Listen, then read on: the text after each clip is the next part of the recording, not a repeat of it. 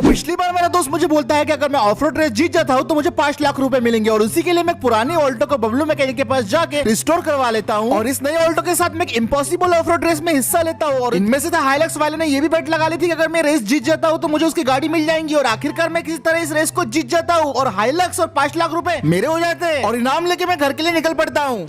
अब जबकि ये रेस मैं जीत गया था, मेरे पास 5 लाख रुपए और ये टोयोटा का हाइलक्स ट्रक था, लेकिन अभी सबसे बड़ा कंफ्यूजन ये था कि इस ट्रक का आखिर मैं करूँ तो करूँ क्या। रोजमर्रा के कामों के लिए मेरे पास स्प्लेंडर और ऑल्टो तो ऑलरेडी थे, ये ट्रक इतना बड़ा था कि मेरे छोटे से गैरेज में फिट भी नहीं हो सकता था। और जब मैंने सोचा कि मैं इसे अपने घर के बाहर ही पार्क कर दूं, तब मुझे याद आया कि मैं लॉस सैंटोस की सबसे डेंजरस स्ट्रीट पर रहता हूँ, जहाँ पे कुछ इस प्रकार के लोग रहते हैं। अरे चिकने नई गाड़ी उठा के लेके आया गया, इसकी हवा तो मैं ही छोड़ने वाला हूँ। इसकी तो भाई नई गाड़ी अपने को जुटाने की है, खर्चा पानी निकल जाएगा। तो मेरे घर के बाहर तो इस गाड़ी को पार्क करना भी मुश्किल था, और मेरे पास इतना पैसा भी नहीं था कि इस ट्रक की मेंटेनेंस में कर सकूं, क्योंकि भाई ऑलरेडी मावेश ने मेरा सारा पैसा हड़प लिया था। मैं कल काफी सोच में पड़ गया कि इस ट्रक के साथ अब क्या किया जाए, ये मेरे ऊपर बोझ बन के रह गया था। तभी मेरे दिमाग में आइडिया आता है कि क्यों ना मैं इसे बेच दूं। अभी मेरे लिए सबसे सही फैसला था, और मेरे पास पहली बात कोई चारा भी नहीं था, तो मैं तुरंत अपने हाइलक्स की तरफ बढ़ता हूँ, उसका दरवाजा खोल के इंजन स्टार्ट करता हूँ, और भाई इसके इंजन की आवाज सुन के बुरा तो लग रहा था कि भाई मुझे इसे बेचना पड़ रहा है, लेकिन मैं वहां से निकल जाता हूँ। जहाँ तक मुझे पता है इंडिया में इसकी प्राइस 40 लाख के आसपास है, और ये इम्पोर्टेड व्हीकल है, तो मुझे इसके कम से कम 60 लाख तो यहाँ पे मिल ही जाएंगे अगर मैं इसको रीसेल भी करता हूँ तो। मैं इतने ही रुपए एक्सेप्ट कर रहा था, और मैं सोच रहा था कि भाई इतने भी अगर पैसे मुझे मिल जाते हैं तो थोड़ी बहुत मैं सिचुएशन को ठीक कर सकता हूँ।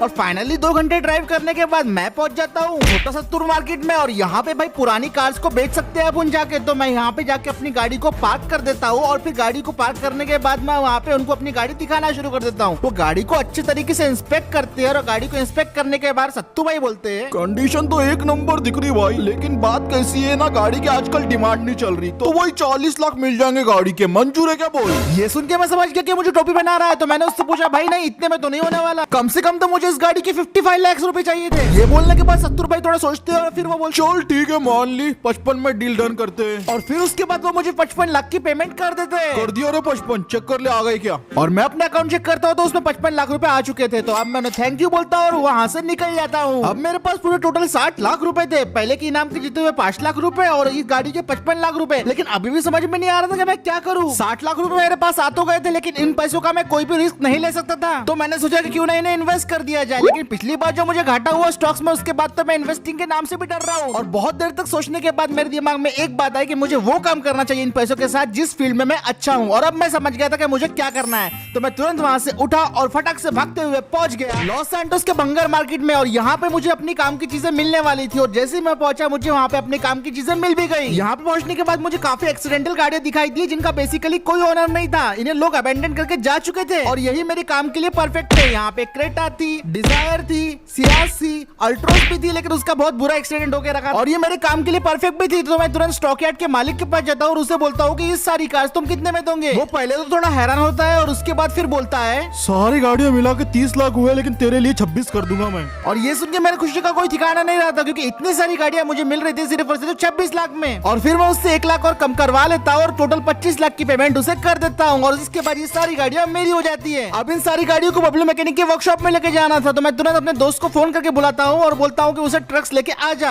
और लगभग 2 घंटे इंतजार करने के बाद मेरा दोस्त आ जाता है अपने 3 बड़े बड़े ट्रक्स लेके। 3 ट्रक्स लाना वैसे जरूरी भी था, क्योंकि एक ट्रक में तो इतनी सारी गाड़ियां नहीं जाने वाली थी। और उसके बाद फिर हम एक एक करके अपनी सारी गाड़ियों को ट्रक के अंदर लोड कर देते हैं। उसके बाद मैं चेक भी करता हूँ गाड़ियां सही से ट्रक पे रखे हुए है भी कि नहीं, और उसके बाद फिर हम सारे लोग मिलकर निकल पड़ते हैं सीधा इन तीनों ट्रकों में बैठ के बबलू मैकेनिक की वर्कशॉप पे। वहाँ पे पहुंचने के बाद एक एक करके हम सारे ट्रक्स को पार्क कर देते हैं, और वहाँ पे आ जाते हैं फिर बबलू भाई, और फिर मैं उन्हें बोलता हूँ कि मुझे इन सारी कार्स को रिस्टोर करना है। पर बबलू भाई मुझे मना करते हुए बोलता है तू वो ऑल्टो वाली ऑफ रोड रेस जीत गया, लेकिन आधा अमाउंट मेरे को अभी तक नहीं दिया। और ये बात तो मैं भूल गया था, तो मैंने सॉरी बोलता हूँ, और अपने जीते हुए रेस के पैसों से जो 5 लाख रुपए थे उसमें से मैं 2 लाख रुपए उन्हें दे देता हूँ, और बोलता हूँ कि इन सारी गाड़ियों को रिस्टोर कर दो प्लीज। वो पहले तो सोचते हैं, लेकिन मैं उन्हें 4 लाख रुपए और दे देता हूँ। ये सब देख के वो काफी खुश होते हैं और बोलते हैं कि तेरा काम हो जाएगा। उसके बाद हम सारी कार्स को ट्रक से निकाल के गैरेज में रख देते हैं, और बबलू भाई मुझे बोलते हैं कि सारी गाड़ी रिस्टोर होने में लगभग 4 हफ्ते लग जाएंगे, तो 4 हफ्ते बाद आना। तो मैं उन्हें थैंक यू बोल के अपनी स्प्लेंडर पे बैठ के वहाँ से निकल जाता हूँ। और अब मेरा विजन क्लियर था, जैसे बहुत सारे लोगों को इंडियन कार्स चाहिए, लेकिन यहाँ पे लॉस सैंटोस में मिलते नहीं, और किसी को इम्पोर्ट करवाना है तो उसको बहुत सारा टैक्स देना पड़ता है। तो मैंने सोच लिया था कि इन कार्स को रिपेयर करा के अब मैं इन्हें सेल करूंगा, इससे टैक्स भी कम लगेगा, लोगों को इंडियन कार्स भी मिलेंगी और प्रॉफिट भी मेरा बहुत ज्यादा हो जाएगा। और अब बस मुझे तलाश थी एक ऐसी जगह के जहाँ पे मैं अपनी कार्स को बेच सकूं। थोड़ी देर मेहनत मशक्कत करने के बाद आखिर मुझे वो जगह मिल जाती है जहाँ पे मैं अपना शोरूम खोल सकता हूँ। मुझे एक बिलबोर्ड पे फॉर सेल फॉर रेंट दिखाई देता है, तो मैं तुरंत उस नंबर पे कॉल करता हूँ और उसके मालिक से मीटिंग फिक्स करवा लेता हूँ। और उस जगह का मालिक मुझे बोलता है कि इस जगह का किराया 50,000 रुपए महीना है। पहले तो मुझे लगता है कि यार ये बहुत ज्यादा हो गया, लेकिन फिर मैंने सोचा कि अगर मेरा बिजनेस चल पड़ा, ये जगह क्योंकि रोड पे भी है तो बहुत अच्छा हो जाएगा। तो मैं वही के वही 50,000 की पेमेंट उसे कर देता हूँ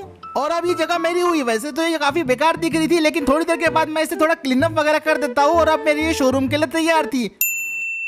और फाइनली अब 4 हफ्ते बाद हमारे सारे के सारे गाड़ियां एक एक करके ट्रक में आने लगती है। और भाई साहब ये सारे के सारे गाड़ियां बिल्कुल न्यू लग रहे थे, ऐसा लग रहा था इन्हें बस अभी शोरूम से खरीद के लाए हो भाई। इन सबको देख के कोई बता भी नहीं सकता था कि ये एक्सीडेंटल डैमेज या पुरानी गाड़ियां है, सबके सब ऐसे लग रहे थे कि बिल्कुल नई है। और ये भाई बबलू मैकेनिक जो है ना अपने पूरे के पूरे एक जादूगर निकले। तो बस फिर क्या था, मैंने अपनी सारी गाड़ियों को अरेंज अच्छे से कर दिया शोरूम में और बस अपना इंतजार करने लगा। मैं काफी ज्यादा नर्वस था और सोच रहा था कि भाई यार कस्टमर्स आएंगे भी कि नहीं आएंगे और वो गाड़ियों को खरीदेंगे कि वे नहीं खरीदेंगे। और फिर देखते ही देखते लोगों की भीड़ जमने शुरू हो जाती है और भाई मुझे यकीन नहीं आ रहा था, पहले एक बंदा आया फिर 2 और फिर देखते देखते काफी सारे लोग आ गए। उन्हें पता नहीं गाड़ियों से क्या अट्रैक्शन हुआ कि भाई सब लोग हमारे गाड़ियों को अच्छे तरीके से देखने लगे और लोग गाड़ियों को देख के तरह तरह की बातें कर रहे थे। हालांकि लोगों को पता था कि गाड़ियां प्री ओन्ड है, लेकिन इनकी कंडीशन देख के और इनकी क्वालिटी पे किसी को भी कोई शक नहीं हो रहा था। और लोग हमारी गाड़ी को देख के काफी ज्यादा खुश थे और उन्होंने भाई मन बना ही लिया था। और फाइनली जिस चीज का मैं इंतजार कर रहा था वो हो गया,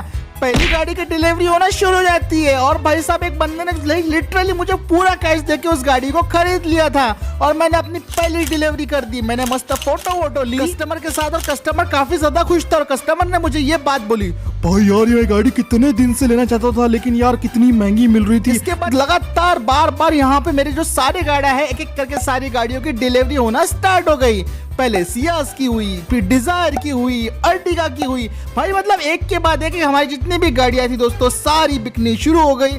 और आखिरी में भाई पूरे के पूरे जो जितने भी गाड़ियां थे दोस्तों वो सारी की सारी गाड़ियां बिक गई। और आप यकीन नहीं करोगे, लेकिन जिन गाड़ियों पे मैंने 26 लाख का खर्चा किया था उनको सेकेंड हैंड खरीद के उन गाड़ियों ने मुझे 75 लाख रुपए कमा के दे दिए। मुझे लिटरली यकीन नहीं हो रहा था, लेकिन ये सारी गाड़ियों ने आखिरकार मुझे प्रॉफिट निकाल के दे दिया। एक ही दिन के अंदर मैंने 75 लाख रुपीस कमा लिए थे, वो भी सेकेंड हैंड कार्स को बेच के। और ये मेरे लिए एक बहुत बड़ा अचीवमेंट था। तो अब आप दोस्तों बताइए कि ये 75 लाख को मैं ऐसा क्या करूं कि भाई लगभग मैं इसको 2 करोड़ या 3 करोड़ तक लेके चले जाऊं। कमेंट करो यार, जिसका ज्यादा सबसे बढ़िया कमेंट रहेगा अपन वही करेंगे। आज का वीडियो यही खत्म करते हैं और मैं मिलता हूं आपसे अगले वीडियो में। लाइक और सब्सक्राइब जरूर कर देना।